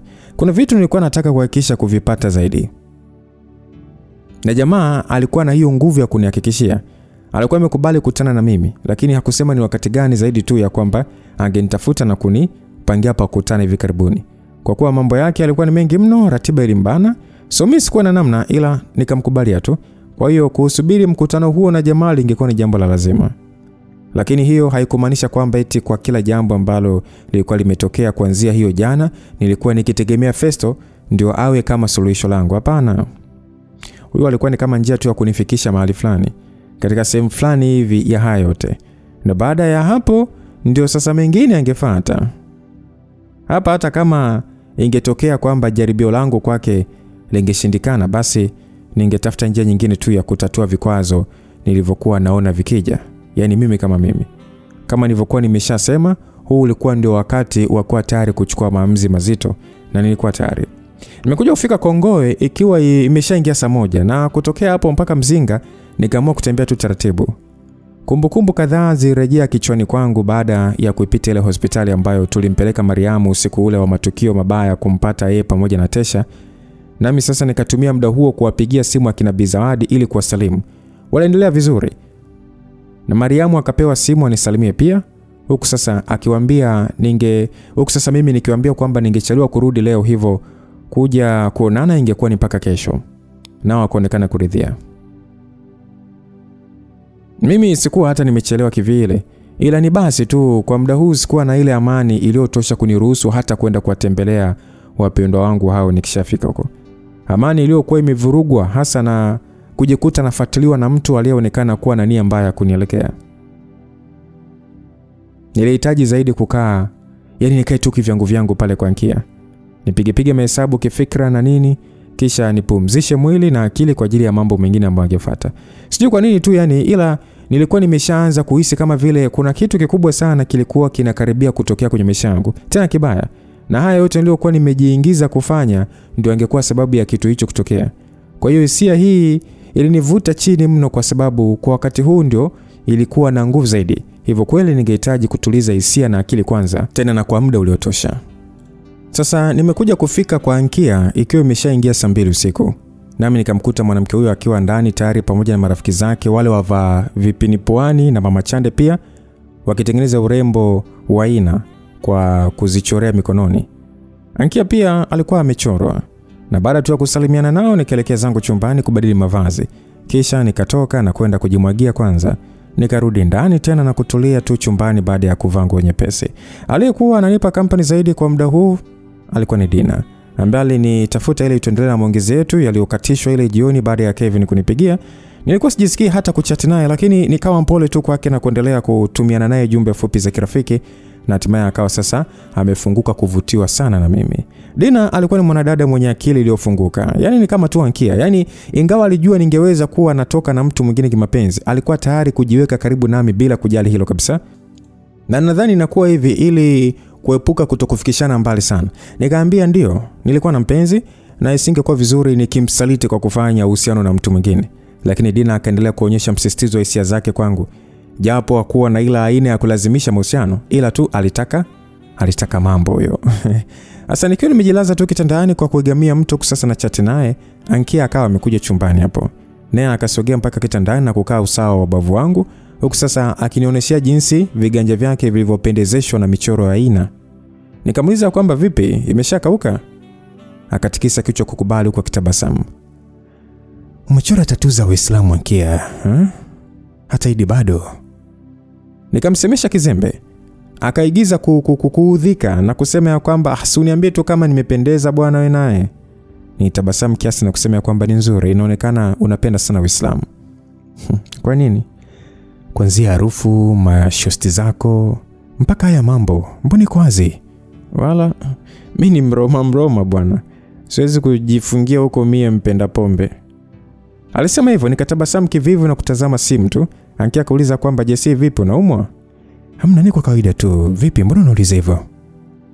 Nimeona umeingia kama vile ni huna raha. Nimechoka tu. Unachoshwa na nini sasa? Nikabaki kimya wakati nikijibu jumbe ya Dina kwenye simu. Ankia kauliza kwamba ndio unachati na demu wako mpya? Hamna, huyu ni rafiki yangu. Ndio anayefanya yani kila ukiondoka unachelewa kurudi, na ukirudi unakuwa umechoka sana, si ndio? Huyo rafiki yako huyo kweli? Wewe unaniuliza hivyo kama nani? Mimi kama mama mtoto wako. Kwa hiyo unataka kipigo sasa hivi, si ndio? Nenda kawatazame kwanza watoto huko. Ankia alicheka kidogo na kunipiga mkononi kidogo, naye akasema kwamba chakula kimeiva baba, njoo ule. Takula baadaye, napumzika kidogo. Nini sasa? Wewe sema tu kama umetoka huko umeshiba. Nimekula saa 10 hivi, so bado sina njaa kivile. Haya, leo kweli unaonekana umechoka. Sijui hata ulikuwa unamfanya nini huyo? Alafu Ankia, wewe inaonekana umenimisi sana wewe. Unawashawashwa sana Nataka nikutandike, si ndio? Thubutu. Wewe mwenyewe ndio ulikuja na swaga zako. Sasa hivi tu marafiki tu, hakuna kunyanduana. Haya. Hiyo ya kunitandika itoke wapi? Ndio imeisha hivyo mpangaji wangu. Ugusi ili sambwanda langu tena. Naona mama Chande anakulisha bangi zake. Kwa nini? Umeanza kuongea kama yeye. Kwa hiyo naona akili zenu zitafanana tu. Hilo sambwanda kama lija bantalala ndani ya wiki moja tu, basi ndio nitajua haujatembezwa naye kwenda kulipigisha makofi. Nilimwambia hivyo kiutani tu. Ankia akacheka kwa sauti kubwa na kugonga kiganja chake kwenye changu, naye akasema kwamba eti bantalala. Mimi sawa hivyo bwana, utasubiri sana. Sawa. Haya, sisi tunaenda kula. Alafu Adelina ameniambia mliongea. Alikupigia? Tumeongea leo. Akasema atakuja Jumapili. Yeye anasema kwamba sijui ulimwalika kuja kuangalia nani mpira. Kwa hiyo ndio hivyo. Ni sawa. Na sasa nimechoka sana. Anyway, atakuja, nadhani ni sawa pia akija kulala hapa. Kwa nini siwe sawa? Acha mambo yako bwana. Ila ndo utunzi ya kutosha sasa. Yanga itashinda na utanunulia bia zote ninazotaka. Endelea kuota. Haya bwana, tutaona. Basi poa, ngoja mimi niendelee kupumzika hapa kidogo, nimechoka sasa. Basi Ankia akanyanyuka huku akiendelea kuongea kuhusiana na mechi ya watani wa jadi ili aamsha maneno tu na kwa kina Mama Chanda huko. Na mimi nikaendelea tu kuchat na Dina mpaka kufikia saa 4 usiku kabisa. Ndio nikaamua kwenda kupakua chakula kwa muda huo. Rafiki zake na Ankia bado walikuwepo. Nasi tukajumuika pamoja kimaongezi, japo sikuzungumza nao kwa wingi. Sana Ankia tu na Machande. Haikuchukua muda mrefu nikawa nimerejea chumbani tena na Dina hakutaka kuniacha. Mtoto alinielewa huyu. Alikuwa amenimisi japo aliniona kwa siku moja tu na akaelezea hamu yake kubwa ya kuniona siku ya kesho wakati ambao angekuja pamoja na dada yake yani Doris kuwatembelea wakina Miriam. Tumekuja kuagana usiku wa saa 7 kabisa, yani nikiwa nimetosha kuchati na mwanadada huyo. Nami ndio nikaanza sasa kutafuta usingizi wangu. Nilikuwa nimechoka. Basi bwana, nimekuja kuamka asubuhi kwenye mida ya saa 3 hivi ikiwa ni Jumamosi sasa. Na kama kawaida ratiba yangu ingeanza kwa usafi wa mwili kwanza. Nilikuwa najihisi aweni kiasi baada ya kupumzika na nilitaka kwa leo nimezwe na mambo mengine tofauti kabisa na yale yaliyowahusu wabaya wangu. Kwa hiyo ningetumia muda mwingi pamoja na Ankia na familia yake Miriam na nilitaka kumuona huyo Doris pamoja na Dina leo. Kwa hiyo ikawa ni kunywa chai pamoja na Ankia hapo kwake, tukakaa kupiga stories hapa na pale huku sasa tukiangalia TV hadi mida ya saa 6 mchana. Kwa kuwa leo Ankia asingekwenda dukani kwake kwa sababu alizokuwa anazijua mwenyewe. Hata kwa asubuhi hii Dina alikuwa ameamka na mimi kwa kutuma ujumbe za salamu, nami nikawa nikichati naye mara kwa mara mpaka aliposema kuwa yeye na dada yake tayari walikuwa njiani kuja huku Mzinga. Sasa mimi nilikuwa nimejaribu kumpigia Madam Betha na kumtumia ujumbe pia, lakini hakurudisha majibu. Inaonekana bado nilikuwa nimemkwaza sana na sijui hiyo ingeniacha wapi. Lakini kwa kweli ilipokuja kwenye swala la kuwa na mtoto tena pamoja na Betha, ilikuwa yani sio kitu cha kuchukulia juu tu. Angeendelea tu kuvimba na mimi ningeendelea kujifanya na jaribu kumbembeleza, lakini nisingekubaliana naye kwa swala hilo kabisa kwa kujua mambo yaliyokuwa yakija. So nikaamua tu kuendelea kutulia. Na ilipotimia mida sasa ya saa 8 bado nilikuwa ndani tu na Ankia, na wakati huu akiwa sasa anapika ugali na samaki huko, ndo nikatumia ujumbe na Tesha bana akaniambia kwamba Dina alikuwa ndo amefika, kwa hiyo niende. Lakini nikaambia kwamba tulia wewe. Kujipeleka kisa wageni wamefika ingekuwa ni michoro ya hali ya juu. Kwa hiyo nikamwambia ningeenda baadaye kabisa na sio sasa. Misisitizo zaidi ikaja baada ya Dina na yeye kuanza kunitumia message kuwa niende anione, lakini nikaendelea kukaza tu mpaka Ankia amepakua, tukala, tukamaliza. Asa Dina na Tesha bado walikuwa wananisumbua tu niende. Na ilipofika mida kama ya saa 10 hivi jioni, ndio nikaa sasa nimepigiwa simu na Bi Zawadi, cheupe wangu. Na hii ndio ingekuwa ile sina jinsi yangu niliyohitaji zaidi. Maana kwa mwito wa mama huyo kwenda hapo kuwatembelea, jibu la moja kwa moja lilikuwa ni ndio. Bi Zawadi alinitaka niende hasa ili anitambulishe kwa huyo Doris. Ile tu kujuana mimi ni nani kwenye hiyo familia na nini. So kwa hiyo nikaingia chumbani kuvaa suruali na t-shirt, nikatengeneza nywele vizuri, kisha ndo nikatoka sana kwenda mpaka hapo kwao. Nilikuwa nimemwacha Ankia akiwa ameingia chumbani kwake kulala kidogo, na nilipoingia hapo getini nikakuta gari la bibie Miriam likiwepo. Inawezekana bibie alikuwa amewahi kurudi kwa ajili ya wageni ama leo hakwenda kazini kwake. Hivyo nikasogea mpaka mlangoni na kuomba kuingia kwa kusema hodi. Aliyesema karibu alikuwa ni binti Mariam, na ile nimeingia tu nikapokelewa kwa shangwe sana na binti huyu akinikumbatia kwa nguvu kama kawaida yake. Mariam alivaa moja madera yake ya kawaida, na bado kunikumbatia kwake mbele ya ndugu zake namna hiyo kulifanya jinsi wajabu kiasi, lakini nikajitahidi tu kuonyesha utulivu. Ilikuwa ni kama vile yani sebule ilijaa, maana walikuwepo mama wakubwa, Mariam mwenyewe alikuwepo, Shadia, Tesha, Miriam, Dina pamoja na mwanamke mwingine rika la bibie Miriam ambaye bila shaka ndiye aliyekuwa Doris. So nikasalimiana na hapo vizuri sana, nikawasalimia na wageni vizuri sana. Kisha nikaenda kuketi sasa sofani pamoja na Mariam baada ya Tesha sasa kutuachia nafasi. Hapo sasa ndio Bi Zawadi na Shadia wakaanza kunitambulisha kwa wageni kwa mapambo ya hali ya juu. Na mimi nikajitahidi sana kumsemesha Doris kirafiki na kumpa hongera yake ya kuelekea kuwa jiko rasmi. Alikuwa ni mwanamke mzuri, mweusi wa maji ya kunde kama Dina tu. Alikuwa sio mnene sana wala mwembamba, na alikuwa na shape ya ukweli. Hata kwa kumwangalia tu alipokuwa ameketi alikuwa anavutia sana. Wakati huu alikuwa amevalia t-shirt la mikono mifupi la kijivu lililoficha kifua chake kilichobeba maboga haswa, pamoja na suruali nyeusi iliyombana kiasi. So nywele zake alikuwa amesukia rasta nyembamba na fupi zilizomwagika kuzungukia kichwa chake kama vile tambi, akiwa sasa ni na macho makubwa na midomo minene iliyopakwa lipstick yenye kung'arisha. Sasa nilipomtazama saa yake mkononi na pete, hereni, bangili, mkufu, vilionyesha alikuwa ni mwanamke aliyependa vitu vizuri vyenye gharama na kumpendezesha, lakini alitaka kuonekana simple tu kwa watu wengine. So baada ya kuongea kidogo mambo ya hapa na pale, nikatambua alikuwa ni msomi na alifanya kazi kwenye kitengo fulani hivi maalum huko TRA.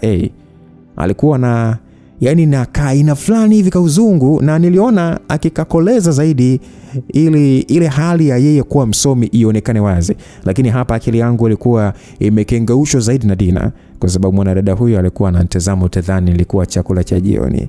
Yeye alivalia shati pana kweli kweli kupita umbo lake dogodogo, jeupe lenye mistari hivi, ambalo kwa njia ya mtindo alikuwa amelifungia mbele ya tumbo lake kama fundo hivi. Wazi mdogo wa tumbo lake ulionekana. Ni alikuwa amevalia suruali ya jeans ya blue iliyokoza na kurembwa na rangi nyeupe hapa na pale, na alikuwa amesuka rasta ndefu za kahawia alizoziachia mpaka huko mgongoni kwake, akisindikiza maongezi yenye kufurahisha hasa kutoka kwa Tesha na kuendelea kunitazama mara nyingi sana, nafikiri akiwa nasubiri ishara. Bibi Miriam alikuwa anashughulika zaidi na swala la msosi, kwa kuwa alikwenda jikoni na kurudi kujumuika nasi, na yeye alikuwa amevaa kinyumbani kwa kutia tu t-shirt nyeusi ya mikono mifupi pamoja na kanga ngumu tu iliyomfunika kutokea kiunoni. Nilipenda sana jinsi ambavyo alikuwa amepaka rangi nyeusi kwenye kucha za vidole vyake vya kiganja cha kushoto, na kila mara ambayo tungeangaliana usoni angenipa tabasamu la kirafiki, nami ningejisi amani sana na kumrudishia pia. Ikawa ni muda sasa ulioneemeka sana na kufurahia ushirika wa maongezi pamoja na familia hii ulionifanya nijisi vizuri zaidi ilivyokuwa kwa siku ya jana, nami nikaendelea kuwa hapo pamoja nao hadi giza lilipoingia kuelekea usiku. Basi ikiwa imekwisha kuingia mida ya saa 1 kuelekea saa 2, bado nilikuwa ndani hapo nikipiga story 2-3 pamoja na Bi Jamila, Bi Zawadi, Shadia na Doris. Hawa ndio waliokuwa wamenikamata zaidi kwa wakati. Na Doris alikuwa ameshanizoea haraka. Alikuwa ni mcheshi pia. Kwa hiyo tuliwaburudisha sana hawa wenyeji, utadhani sisi ndio tulikuwa wazawa wa hapo. Bibi Miriam alikuwa huko nje akifanya nini sijui, alafu Tesha, Mariam na Dina walikuwa chumbani kwa jamaa wakifanya mambo ya vijana na nini. Si unajua tena ile kupatana zaidi Basi bwana Tesha alikuwa ameshanitumia ujumbe kuniambia niende huko chumbani, nikajaribu hata kumtekenya Dina. Angefanya hata kumuondoa Mariam kabisa, lakini najua alijua hiyo haingekuwa kitu yangu kukubaliana naye kabisa. Hata Dina mwenyewe alikuwa anatumia message pia kusema kwamba amefurahi mno kuniona, anatamani tuongee, lakini mimi nikaendelea kukazia fikra zangu zaidi kwa warembo hawa wengine sebleni. Katikati ya maongezi yangu na wanawake hawa, simu yangu ikaanza kuita. Nami nikaona mpigaji kuwa ni nani? Mama. Nikawaomba wani excuse kidogo ili sasa nikapokea simu. Kisha nikaenda mpaka pale nje pande za varandani na kupokea. Hapo nje nikawa sasa nimemkuta Bibi Miriam akiwa mbele zaidi kukaribia ukuta wa uzio na akionekana kutumia simu yake kwa issue zake. Hivyo nikaendelea kuongea na mama yangu huku sasa nikimwangalia bibie. Sasa mama yeye alikuwa ananisalimu tu, na pia nikamwambia ningekuja kwenda nyumbani kabisa ili kumuona Dani ya hizi siku chache mbeleni. Nasi ndo tukaagana. Baada ya hayo na umakini wangu karudi kwa bibie pale. Alionekana kuwa makini sana kuchati, sijui hata alikuwa anachati na nani, I don't know, lakini nikaamua kumfuata ili nimsemeshe kidogo. Tayari alikuwa ameniona. Kwa nadhani alipoona na vandala zangu akafikiri ninataka kuondoka. Hey Jaden, unaenda wapi? Hamna, nipo sisepi mpaka nile msosi wako bwana. Sawa. Niko nafikiri unataka kuondoka, maana unakatabia tukishaivisha tu ndo unanyanyuka kukimbia. Shadi atakuwa ameshanisema sana. Ya, na ni kweli. Alisema hivyo huku sasa umakini wake ukirudia simu. Nikasogea mpaka pembeni yake na kuegamia ukuta. Hiyo taa ya imeungua Nilikuwa nikimuonyesha taa ya upande ule ulioelekea kwenye bomba la maji kuzungukia mpaka huko nyuma ya nyumba yao, ambayo haikuwa ikiwaka kama hapa mbele. naye akaangalia huko mara moja na kusema kwamba ya itakuwa imeungua, Tesha atakuja kubadilisha tu. Okay, ndugu zako ni watu wazuri sana ese. Nimwambia hivyo nikijitahidi kutengeneza mazungumzo zaidi. Nani? Doris? Ya, yuko vizuri. Ni mabinamu, si ndio Na ni upande wa baba au mama? Ni ukoo wa baba sana sana. Oh, sorry. Inaonekana uko busy na kuvuruga tu hapa, si ndio? Ngoja. No, haunivurugi wala bwana. Mimi nilikuwa tu natuma email hapa, so nimemaliza. Alisema hivyo, na hapo ni baada tu ya muda wote alivyokuwa ananijibu sasa akiwa busy na simu. Kwa mimi nikatoa tabasamu hafifu. Na wewe vipi sasa? Ulikuwa unaongea na nani kwenye simu? Ulikuwa unaongea na baby? Baby wapi tena? Mimi sina habari hizo mimi. Sawa, tutaona. Ilikuwa ni mama bwana, ndo nilikuwa naongea naye. Alikuwa ananisalimia tu. Na kumbe ndio maana nimesikia unaongea kwa sauti ya kudeka sana, so nikafikiri unaongea na baby au kipenzi chako. So unajua tena mkianza kuongea yani sauti unaichange. Hapana bwana. Alafu mimi mbona niko single? Nini sasa utaki? Nimuuliza hivyo nikiwa sasa najihisi raha sana kuongea naye. Haya bwana, vipi mama jambo? Ya, yuko poa. Wako tu sasa hivi wanasubiri dadangu ajifungue. Oh, kumbe dadako mjamzito? Ya, sikuwahi kukuambia hivi. Hapana. Ulishasema tu kwamba una dada. Mimi sikujua kama anakaribia kujifungua. Oh, sawa. Yupo karibu sana kujifungua. Kama sio mwezi huu basi ujao mwanzoni. Oh, hongera kwake. Na yupo na mama na baba yenu Ya. Sawa. Uliwahi kusema nyie mmetokea Mwanza familia nzima yani? Ni mimi, dadangu Jasmine na sana mama. Dar es Salaam tumekuja hasa baada ya mama kufunga ndoa na huyu mzee wetu miaka kadhaa iliyopita. Oh. Ya. Mume wake na mama yangu ndio aliyefanya mama na dada wakaja da. Ila mimi tayari nilikuwa nimeshakuja huku na wao walipofika pia. Sasa ni vizuri. Na huyo mzee wako yuko poa Sana, yuko pisi mno. Amenisaidia kwa vitu vingi mpaka hapa nilipo, amechangia kwa mengi sana. No. Kwa hiyo je, hebu ngoja kwanza, ni baba yako mzazi kabisa? Ama labda babako mzazi yeye vipi? Simfahamu. Kwa nini? Sikuwahi kumwona. Alinitelekeza mimi na Jasmine tukiwa wadogo mno. Yaani alimwacha tu mama akaenda sijui wapi. Ndio hivyo, so mpaka leo. No, pole sana kwa hilo. Hamna tabu wala. Kwa hiyo mlilelewa na mama yenu peke yake, so hujawahi kumtafuta hata baba yako? Wakati gani sasa? Sina haja kumtafuta. Unajua Jasmine alikuwa na miaka 2 sijui, na mimi bado hata nilikuwa sijaanza kusimama. Jamaa akakimbia. Maisha yakuwa rahisi kwa mama kutulea akiwa peke yake na kuwahi kumtafuta. Yaani hata sijui msaada no. Mama alipambana sana na Mungu akamsaidia. Tukakua, tukafika sehemu na yeye sasa hivi yupo sehemu yake ametulia. Yaani tena kwanza kusumbuka kutafuta watu wasiojali kutuhusu. Nilimwambia hivyo Miriam, akaonekana kutafakari maneno yangu kwa ufupi. Unajua Jaden, kwenye maisha hata mimi mwenyewe nimejifunza kupokea na kuthamini zaidi kile ninachopata kwa kuwa nakihitaji, sio kukitaka. Hata mimi sikumpata baba niliyemtaka, ila nikapewa baba niliyemhitaji, na kwa hilo nikaridhika. La muhimu tu ni kuridhika, na naona ndivyo ilivyo kwako. Kama inakupa amani zaidi usipohangaika kumtafuta, basi hiyo ni sawa. Miriam alisema hivyo. Kauli yake ilieleweka, lakini sikuelewa vizuri sana alimaanisha nini aliposema hivyo kumhusu baba yake yeye. Nami nikataka kuuliza upana wa maana ya maneno yake. Ya, ndio hivyo, ni kweli unavyosema. La muhimu ndio hilo. Mimi sionagi faida kuangalia hayo mambo.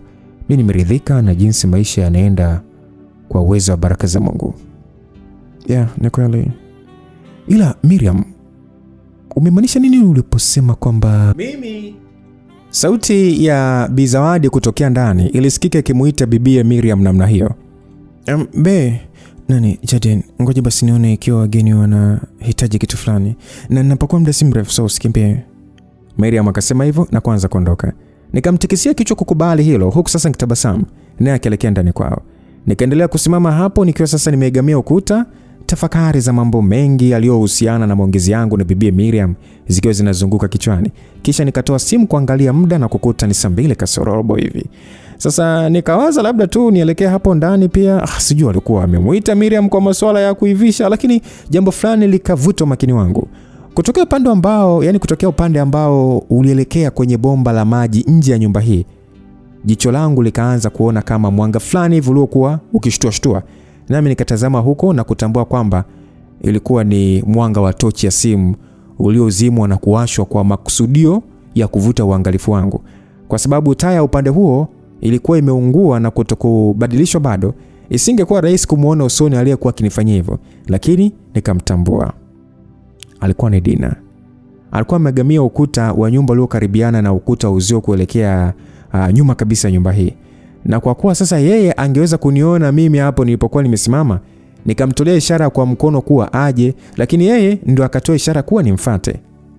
Yale mambo ya kumchumchumu nyatia so nikaona hisia shida. Mimi nikaenda mpaka hapo, naye akasogea mpaka usawa wa sehemu ambayo kulikuwa na chumba cha nje ambacho ndio kilitumiwa kutunzia vifaa vingi vya nyumbani, store. Na kijengo chake kidogo kilifanya njia kuzungukia mpaka huko nyuma ya ukuta uzio iwe nyembamba. Na yeye ndio akasimama hapo. Inaonekana alikuwa ameniita kwa yale madhumuni ya sisi wawili tu. Na kulielewa hilo kukanifanya sasa nimkaribie zaidi na kumsemesha kwa sauti ya kunong'oneza. Hey Dina, vipi? Alikuwa ameukunjia mguu wake mmoja mbele, huku sasa mikono akiegamiza ukutani. Naye akajibu kwa kunong'oneza akisema kwamba ndo nimepata nafasi kuja nje nikakuona. Kwa hiyo umepitia mlango huko nyuma ama? Nani kakufungulia? Tesha. Alitikisa kichwa kukubali. Sasa mbona unataka kunitia majaribuni? Alafu tuko kwa watu. Majaribu yapi tena bwana? Kwani wewe umeniita gizani ili uweje sasa? Jamani, sili nikuone. Kwenye mwanga ulikuwa hunioni. Bwana, vipi wanafanya nini ndani sasa hivi? Wamemuita Aunti Miriam ili waongee kidogo alafu wapakue sijui. Mimi ndo nikachomoka. Kumbe ni cha utundu Alafu najifanya malaika sana. Nilimtania kidogo, niliweza kuona Dina akitabasamu kiasi na kung'ata mdomo wake wa chini, kisha akashika t-shirt langu kwa kidole kimoja sehemu yenye wazi shingoni na kuanza kulivuta kumwelekea. Ilikuwa wazi kwamba alitaka nimfuate mdomoni ili tupige denda, nami nikaona isingekuwa mbaya kuionja midomo yake kwa mara ya kwanza. Nikaifuata na kuanza sasa kufanya hicho ambacho amekitaka. Huku sasa nikiwa nimekishika kiuno chake, naye akajisogeza karibu yangu zaidi na kuzungusha mikono yake mgongoni mwangu. Kwa sababu sasa alikuwa ni mfupi, alinihitaji kuinama kiasi ili sasa asinyanyue miguu yake, na tayari hapo sasa steam zilikuwa zimeshaenda juu zaidi. Hatimaye nikaivunja busu hiyo na kugeuka nyuma kuangalia usalama, kisha nikamtazama. Dina, unajua umeniwashia balaa hapa. Kwani vipi, unataka nilipoze? Alisema hivyo sasa akishika kombola. Nikamwambia hapa jao bwana, tutapanga siku nyingine. Lakini Dina akasema mimi naitaka hiyo jao sasa hivi. Nikamwambia wewe Dina wewe. Binti anataka kunganiza kusema kidogo, nikasema Dina mazingira, tutakutana basi siku nyingine. Binti akanganiza akasema kidogo tu Jesse. Dina, tuko kwa watu Dina. Umekuja kama mgeni. Alafu kwanza ndo wanapakua. Wakikutafuta wakatukuta hapa. Alafu kwanza mimi nimebana ukojoa bwana. Sasa wewe unataka kwenda kukojoa wapi? Si nikojoa leo hata mimi mwenyewe. Wewe vipi wewe? Nilimshangaa akaendelea tu kushika kombola. Nikamwambia kwamba kwa hiyo utarudi ndani unanuka mikojo ama mbona umekuwa hivi? Akasema kwamba Jesse uelewe tu, ila na muda mrefu sana. Aliongea hivyo maskini mpaka nikamwonea huruma. Mwanadada alionyesha kuwa ana hamu kweli kweli. Na mimi sasa ningekuwa nani kumnyima msaada? Pamoja na kuwazia usalama wetu kutokana na mazingira, nikaamua nimpe tu angalau hata kidogo. Unajua nyakati kama hizi ndio mwanaume unatakiwa uchukue maamuzi haraka kwa kutumia akili. Na ujanja pia unahusika. Sasa kilichotokea pale ilikuwa ni swala la fasta. Kiukweli kwenye kale kaugiza, game kama ya dakika 3 hivi ilipigwa. Fasta tu. Na baada ya hapo sasa mtoto akaanza kuimba kwa kutumia nini? Mic. Aisee, inaonekana huyu alikuwa amejipanga kisawasawa hata kama angepata dakika 2 tu. Na mimi kwenye hizi pigo nilikuwa naenda yani kwa slow but sure. Na mdau alikuwa anajitahidi sana kupiga kelele huku watu wakasikia. Kwa hiyo bwana, niliridhika tu kwamba hakutoa sauti ya juu sana, maana kule ndani walitulia. Basi bwana, tuliendelea pale kasho. Mtoto alikuwa sio haba, aliweza kutumia nafasi. Baada sasa ya hako kakipindi kumalizika, sasa hako kasho ka game ka fast kumalizika, nikaona ngoja nivute suruali yangu, naye pia akamesema kujiweka vizuri zaidi. Nikamwambia kwamba nenda ndani sasa, sumeridhika. Aitikisa kichwa mara moja kukubali. Nikamuuliza kwamba au nataka tuendelee, akatikisa nyusi kukubali. Sasa kwa leo umetosha, tukikutana siku nyingine haitakuwa haraka sawa utafurahi zaidi. Kwa hiyo wewe andaa tu namna ya kumkimbia bwana wako. Nimwambia hivyo, akacheka kwa pumzi fulani ndefu. Huku sasa akikileta kichwa chake mpaka kifuani na kukilaza hapo kwa njia ya aibu na kudekete. Kamshika na kusema ya kwamba wewe usisinzie hapa bwana, nenda ndani. Pita hapo, mimi napitia huku. Uende unawe huo mdomo alafu utulie kama vile yani hatujuani, sawa? Usilegeza hayo macho mbele ya ndugu zako. Basi alicheka kidogo kwa fulani, akasema kwamba sawa dadi, nimeelewa. Alikuwa ananiangalia kwa kurembua sana ese. Na mimi nikamwambia kwamba haya, nenda huko bwana, eti dadi. Msikizaji, yani anakuaga kama zezeta akishapagawa yani. Akageuka na kuelekea mlango wa nyuma ya nyumba hii hapo mbele yetu. Nami sasa nikataka kurudi kupitia huku gizani mpaka pale nilipokuwa nimesimama muda ule na Miriam. Na ile nimeanza tu kupiga hatua na kutazama mbele. Nikashtuka kiasi moyo kutaka kusimama ghafla baada ya kukutana na mtu ambaye alikuwa amesimama hapo, na sikutegemea kabisa kama angeweza kutukamata kizembe namna hii. Sasa kwa wale wenye nguvu za kiroho sana za kuweza kubashiri mambo na ikawa kweli, ama wakahisi, ama watu wenye nguvu za nishati ya mbingu na ardhi, watuambie, je, ni nani aliyekuwa hapo akashuhudia? Mpaka moyo wa JC ukataka kusimama. Muda wote ulikuwa na Lucas Lumbas, mtayarishaji Alton Tony. God be with you till we meet again. Bye bye.